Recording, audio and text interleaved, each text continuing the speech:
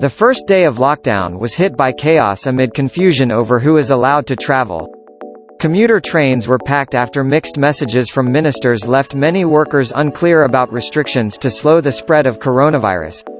Construction sites stayed open, meaning builders were among those filling the trains alongside key workers. It prompted transport union the TSSA to demand tighter restrictions to ensure all rail users are key workers. Tory MP Andrew Murrison called for further clarity on how builders, plumbers, electricians and plasterers should be conducting themselves at work or, indeed, whether they should be at work at all. He added, "There seems to be some confusion as to whether they should be on site or in premises. It seems that there has been some confusion over the past 24 hours. NHS staff said they dreaded the danger of their crowded commute." Sonographer Nicola Smith called for London Mayor Sadiq Khan to reverse the decision to cut trains in the capital or for police to crack down at stations. She said, "I love my job but now I'm risking my health just on the journey in." Sadiq Khan, "Put the tube service back to normal so we can all spread out or Boris Johnson start policing who is getting on. Help me. Worry for my health more on my commute than actually being in the hospital." Nurse Julia Harris, who commutes to work at Imperial College NHS Trust in the capital, said, "The issue is key workers aren't just health professionals. Think we underestimated how many people are needed to keep things running." Health Secretary Matt Hancock called for more London Underground trains to run to ease the crowding. He said, "The first and the best answer is that Transport for London should have the tube running in full so that people travelling on the tube are spaced out and can be further apart, obeying the 2-metre rule wherever possible." Transport for London said, "We will continue to run as much of tube service as we possibly can, but as our staff themselves fall ill or have to self-isolate we are simply not able to run full service." Mr. Khan said he had urged the Prime Minister to stop builders working but was overruled. He added, he believes construction workers should be going to work and they can do it safely. "I've worked on building site. The idea that construction workers can stay 2 meters apart during the course of busy day, I find astonishing. More than a million construction workers are self-employed and have so far been offered little help by the government.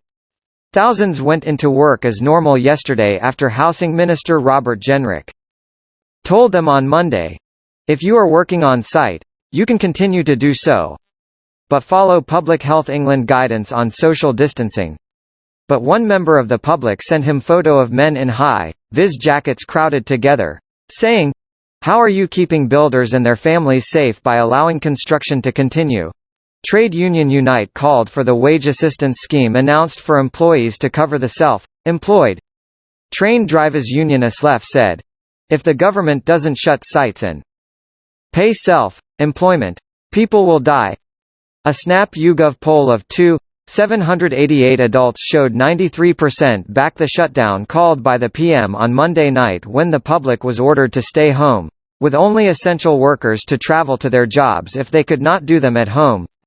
Cabinet Minister Michael Gove added to the uncertainty by wrongly suggesting that children whose parents live apart should not travel between them. He later apologized and corrected himself, confirming that children under 18 were permitted to move between their parents' homes. And Health Secretary Matt Hancock gave more mixed messages. In the Commons, he said lockdown orders were not advice, they are rules and will be enforced including by the police, with fines starting at £30 up to unlimited fines for non-compliance. But at number 10 later he called it advice, saying, "The advice is crystal clear." Labour former Minister Kevin Brennan suggested the government seemed not to be following its own advice.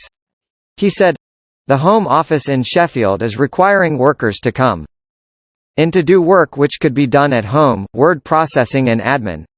Today police across the country dispersed groups that gathered in public, including in London and Kent. Police chiefs urged the public to obey the lockdown, and threatened fines if rules are broken. National Police Chiefs Council Chairman Martin Hewitt said officers could demand proof people had reason to be outside. Metropolitan Police Commissioner Dame Cressida Dick was out on patrol in South London. She said, "We have been planning for major incident. We have very robust plans in place normally. And indeed for pandemics, we've been planning for those for years.